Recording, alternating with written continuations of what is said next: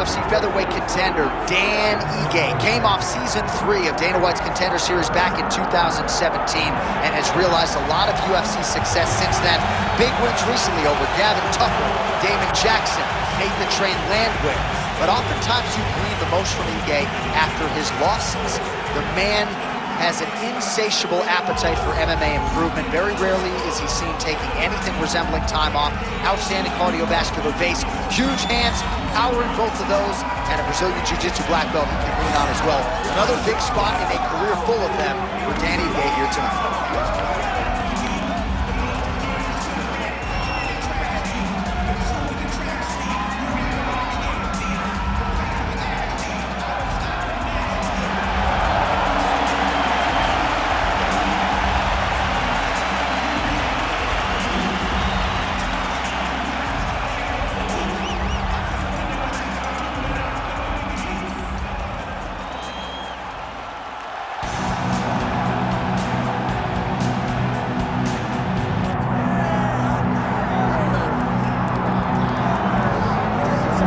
Fighting out of Methuen, Massachusetts.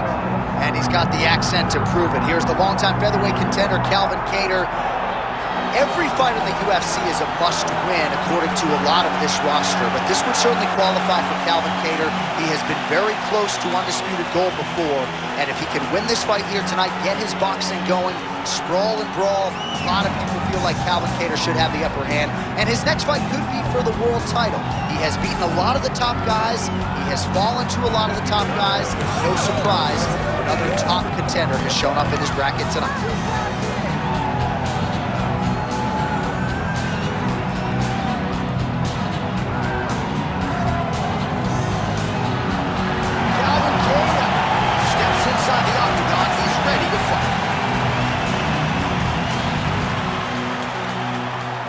Now let's get to the tail of the tape for this featherweight tilt. All right, now for the official introductions, the veteran voice of the Octagon, Bruce Buffer. Ladies and gentlemen, this is the main event of the evening.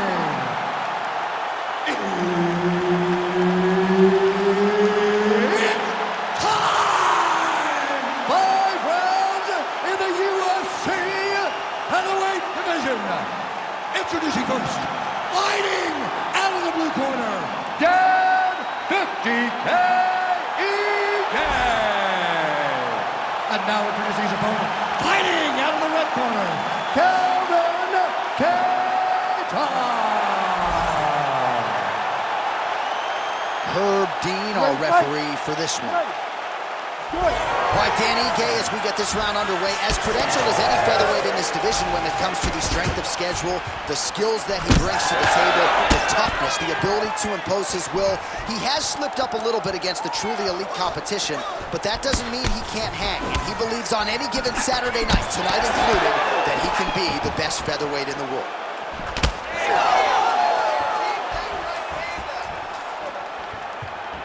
Straight right is there. Kattar gets caught by another straight.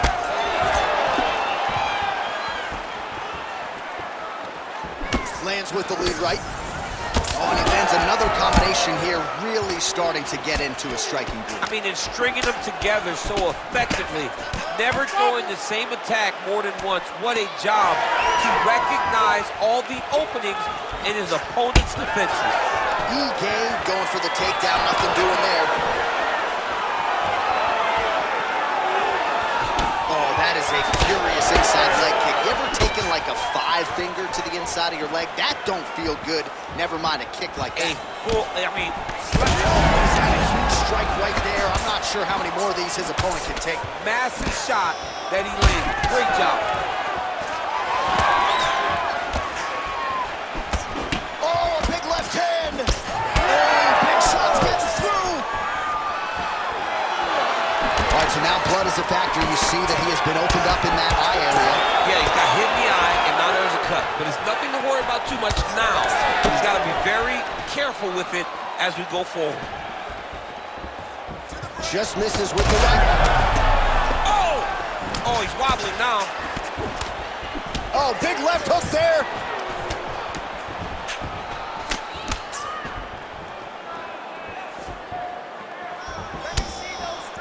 throwing that jab, no good. Kattar's cheek looks like it's cut here, starting to bleed a little bit now. All right, so a good job defensively by him here as he raises the guard and prevents any damage. Shades of James. Oh!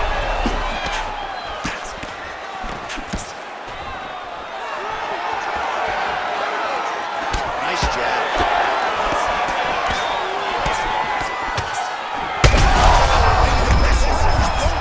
The biggest shot that he's landed all night.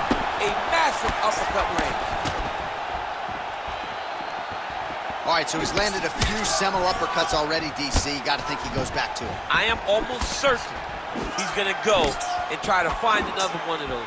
But expect him to really sit down and try to make one really count to try to end this fight. And this dude's cashing chips. Second round, straight ahead. All right, there's the horn indicating the end of the round. So potentially a big factor here, ladies and gentlemen. The cut on the cheek sustained in that round. Certainly better to be below than above the eye, but the cut man's got to get in there and close that thing up. All right, replay truck has been kept busy tonight as we get you some clips from that previous round, and maybe we can even isolate the strike that opened his cheek up. I mean, a cut on your cheek, while it's in a better spot, it is still so hard to deal with. Every time that gets hit, it hurts so bad. He's gonna have to move his head here. You ready to fight? Ready. Second round here. All right, next round is now underway. I thought there was pretty good back and forth action in the previous round. Yes, it wasn't a firefight. It wasn't two guys throwing the kitchen sink at each other. But you did see times where they came together and you saw the skill level of these two fighters.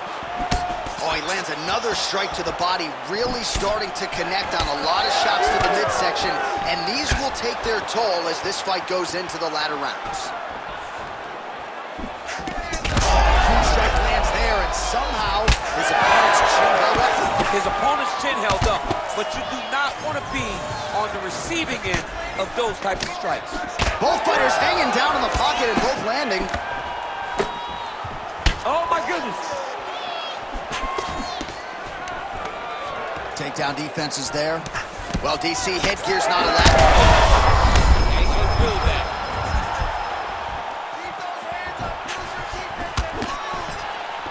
Oh, that right hand barely missed it.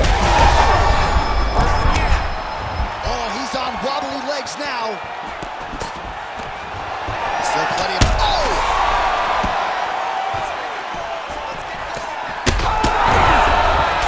Back to the feet.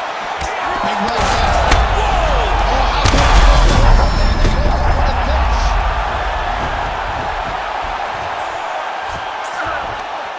Big ground and pound. Well, I think I can smell the blood at this point in time. That canvas didn't look like that a few fights ago. Blood is flowing from that cut with every passing stroke. And it burns. John, it burns so bad. When you get cut like that, every time a shot lands, it just burns. So this guy needs to try to find a way to not take and limit the damage he's taking to this cut. Easier said than done, though. Well, not exactly what we thought we would see out of this jiu-jitsu fighter. He's had a lot of success on the feet, and I think this is why sometimes the film can lie. That's it! Oh, my goodness! Yeah, that was just a gorgeous shot to end the fight right there. I'm not even sure the opponent really saw it coming, so back to the drawing board for him.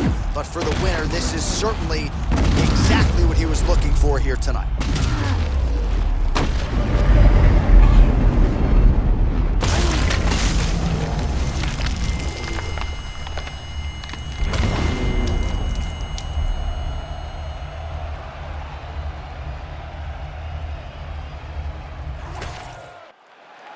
All right, the official decision is in. Here is Bruce Buffer. Ladies and gentlemen, referee Herb Dean has called a stop to this contest at 3 minutes, 31 seconds of round number 2. Declaring the winner by knockout, Dan 50K Egan.